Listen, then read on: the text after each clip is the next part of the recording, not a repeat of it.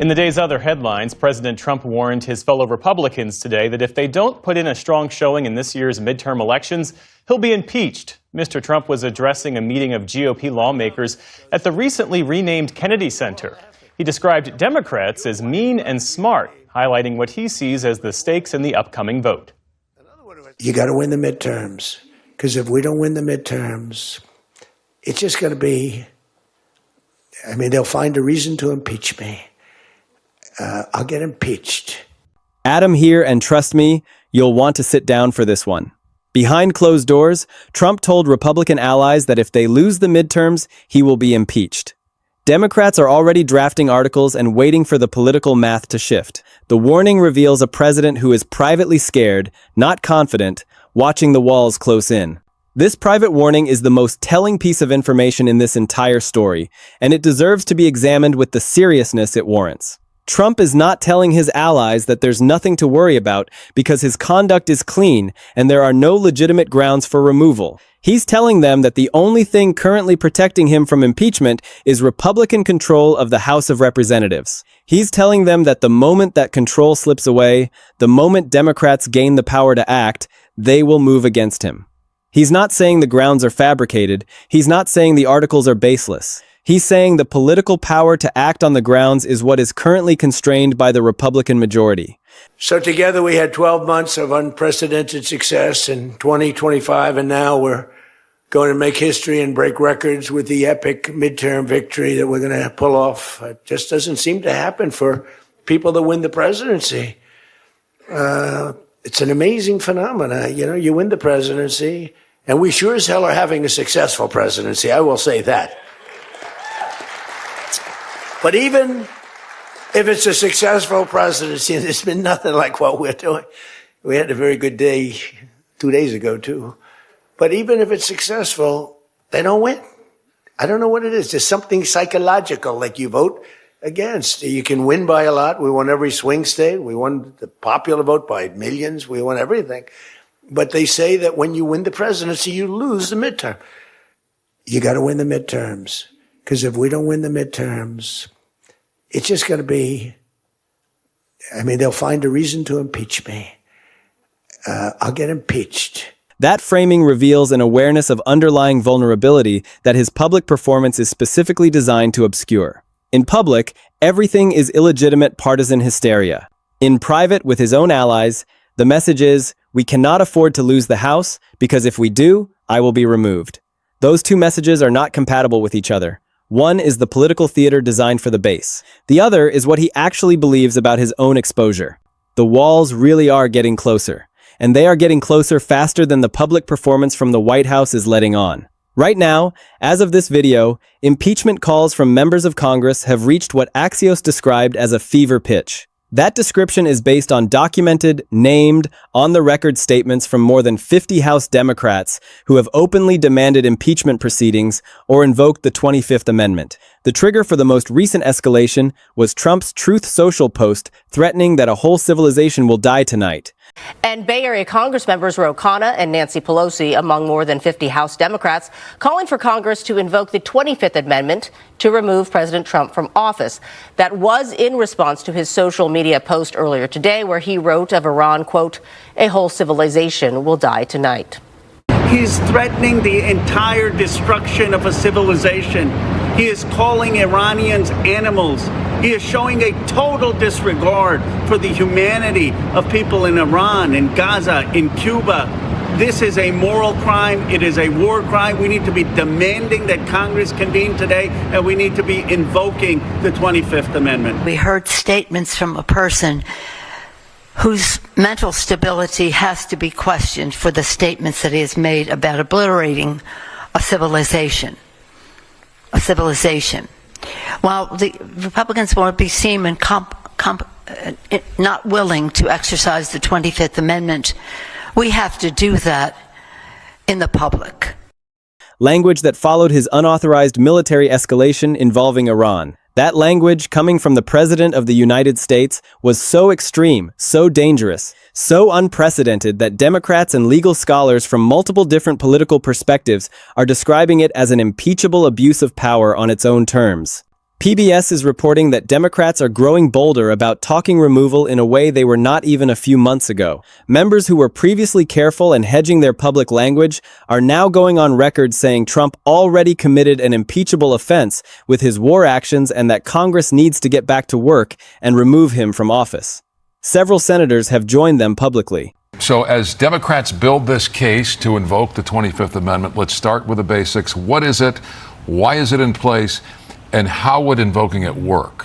So we're just a few questions. So we're really talking about Section 4 of the 25th Amendment, which has never been invoked. And this deals with an involuntary transfer of power by the vice president and the cabinet deciding to meet and then saying that the president is unable to discharge the duties of his office. At that point, the vice president becomes the acting president, but, and this could very likely happen in this case, if we ever got to this point, which let's be clear, we're not going to, but then the president could say, actually, I'm fine. Thanks so much. Then the vice president and a majority of the cabinet have to decide if they're going to move forward. If they do, we then have a showdown where Congress has to act within 21 days. So Congress gets 21 days to say, yes, the president can in fact serve, he is fit, or no, he's not. And it takes a 2/3 vote by Congress, by both houses, to make that determination. And then there's the Heritage Foundation analysis, which is perhaps the most significant and revealing piece of this entire puzzle. Heritage is not a neutral observer, and it is not a center-left institution that might be expected to produce analysis critical of a Republican president. Heritage is one of the most influential, most well-funded, and most institutionally connected conservative policy and legal organizations in the United States, with deep relationships across Republican leadership and the broader conservative legal movement. When a Heritage Foundation legal analyst publishes an analysis saying that it is highly likely the House will impeach President Trump and that it could happen as soon as the following month, that is not a liberal wishcast dressed up in legal language for credibility. That is a credentialed, institutionally conservative analyst looking at the documented political and legal landscape of 2026 and arriving at a probability assessment that cuts directly against the political interests of the president that Heritage has. Historically supported. The grounds cited were multiple and overlapping. The mounting Democratic support for articles that has been building since early in the second term, Trump's unauthorized military actions in both Iran and Venezuela, and the documented war powers violations those actions represent, and what the analyst described as Trump's long history of skirting constitutional norms in ways that give future impeachment articles a documented factual foundation to build on. That combination, the Democratic numbers, the war powers conduct, and the established pattern of constitutional boundary testing, is exactly what was described as making a House impeachment vote highly likely once the political timing aligns. Think about what it means when an institution like Heritage, with all of its conservative credentials and all of its connections to Republican leadership, is publicly stating that impeachment is highly likely. That is not a prediction that can be easily dismissed as partisan wishful thinking. That is a sober assessment from someone who would prefer not to see a Republican president impeached, but who is forced by the evidence and the political reality to acknowledge that it's coming. And that assessment has been validated by everything else that has happened since. The member count continues to grow. The public statements continue to escalate. The legal scholarship continues to build. The political ground continues to shift. And Trump himself, in that private meeting with his allies, confirmed that he shares that assessment. He knows what's coming. He knows the clock is ticking, and he is terrified. The most immediately prominent grounds for impeachment center on the Iran and Venezuela military actions. The War Powers Resolution, which Congress passed specifically after Vietnam to prevent presidents from starting or escalating military conflicts without congressional authorization, requires the president to notify Congress within 48 hours of deploying forces into hostilities and to obtain authorization within 60 days. Trump's unauthorized military escalation involving Iran generated immediate and documented concerns about whether those requirements were followed. His Truth Social post threatening civilizational death became a flashpoint because it represented the public posture of a president who appears to have been operating a significant military escalation without the congressional authorization that the Constitution and the War Powers Resolution both require. Democrats and legal scholars are describing those actions as unauthorized war, as alleged threats of mass civilian death, and as abuses of power and dereliction of duty that meet the constitutional standard for impeachable offenses under high crimes and misdemeanors. Beyond the military actions, other legal scholars are pointing to corruption grounds, obstruction, and violations of the separation of powers as additional bases for articles building on the documented patterns from the first two impeachments involving Ukraine pressure and January 6th, but updated and expanded to cover second-term conduct, including the DOJ Anti-Weaponization Fund, the firing of law enforcement officials, and the pattern of using executive branch power for personal and political benefit that watchdogs and former officials have been documenting in real time. Reuters reporting on Trump's private warning to House Republicans deserves its own extended treatment because it is one of the most revealing pieces of information in this entire story and tends to get treated as a news item rather than as the profound political signal it actually is. Trump privately told House Republicans that if they lose the 2026 midterms, he will be impeached. He told them Democrats are already drafting new articles. He told them they must win the midterms because if they fail, Democrats will surely find a reason to impeach him. That is the president's own private assessment of his own impeachment risk, delivered directly to his own political allies in a setting where he was not performing for cameras. He is not telling his allies there is nothing to worry about because his conduct is clean, and there are no legitimate grounds for removal. He is telling them the reason he will be impeached if Democrats gain power is that they will find a reason, which is a very specific and very telling way to characterize the risk. He is not saying the grounds are fabricated. He is saying the political power to act on the grounds is what is currently constrained by the Republican House majority. That framing reveals an awareness of the underlying vulnerability that his public witch hunt performance is specifically designed to obscure.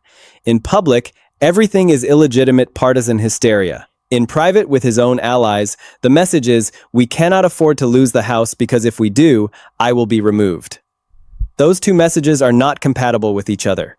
One is the political theater designed for the base. The other is what he actually believes about his own exposure. And the Reuters reporting puts both of those messages on the record simultaneously.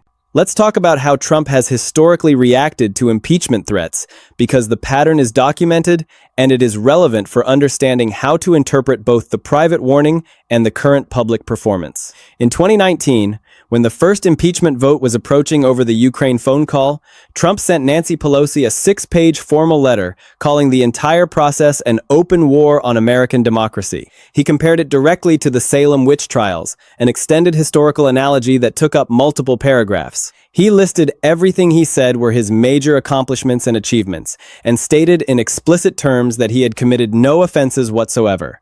That letter was remarkable, not just for its political content, but for its emotional temperature. The degree of personal offense and personal outrage that came through every paragraph of it was genuinely striking even by the already high standards of Trump's political communications. It was the letter of a man who experienced impeachment not primarily as a constitutional or legal process that needed to be navigated strategically, but as a profound and personal attack on his identity, his legacy, and his standing that needed to be answered with maximum force.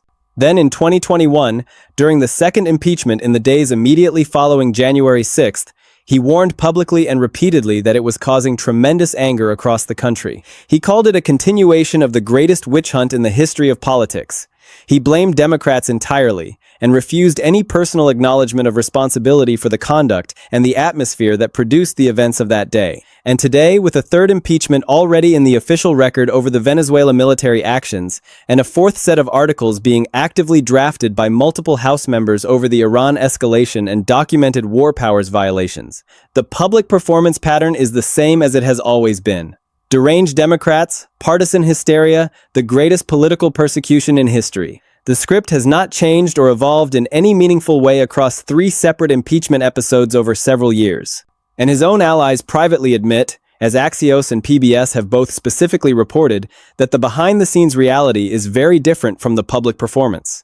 He is anxious about this. He is obsessive about the impeachment threat in private in ways that do not match the public dismissal at all. And he is privately doing the political math in ways that reveal he understands the exposure far better than anything his public performance is designed to convey.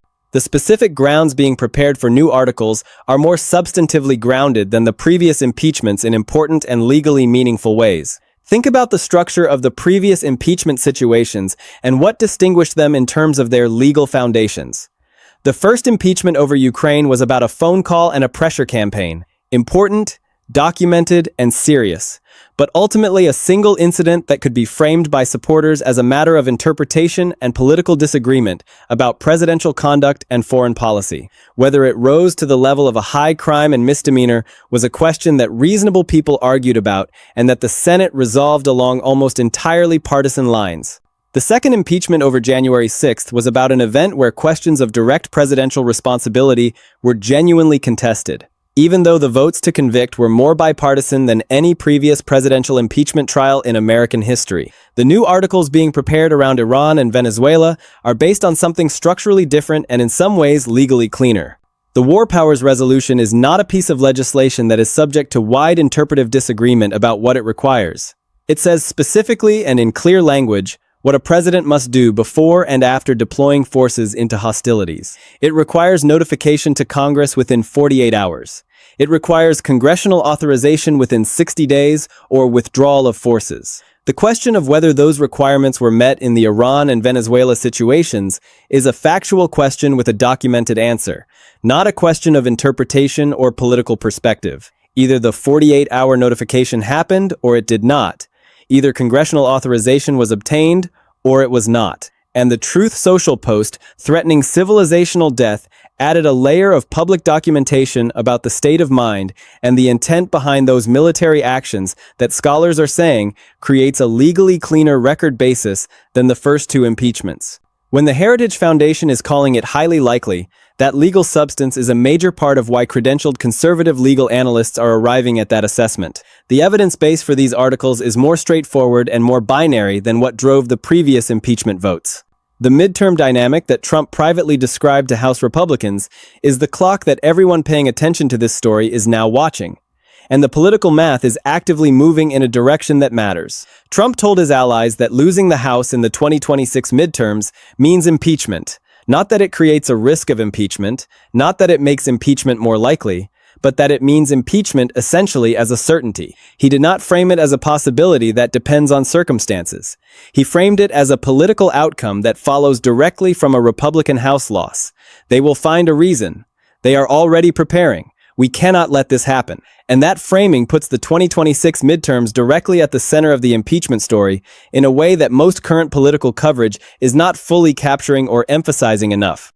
Because if Trump's own private assessment is that a Democratic House majority equals impeachment, and if the current political environment includes thunderous boos at the NBA Finals, bipartisan resignation demands with over 120 congressional signatures, 3 impeachments already in the official record, a Heritage analyst calling the next one highly likely. National polling that has Trump deeply and persistently underwater with mainstream America, and a growing pattern of federal court contempt findings building across multiple jurisdictions. Then every Republican member of Congress is doing their own private version of the same calculation that Trump made in that private room.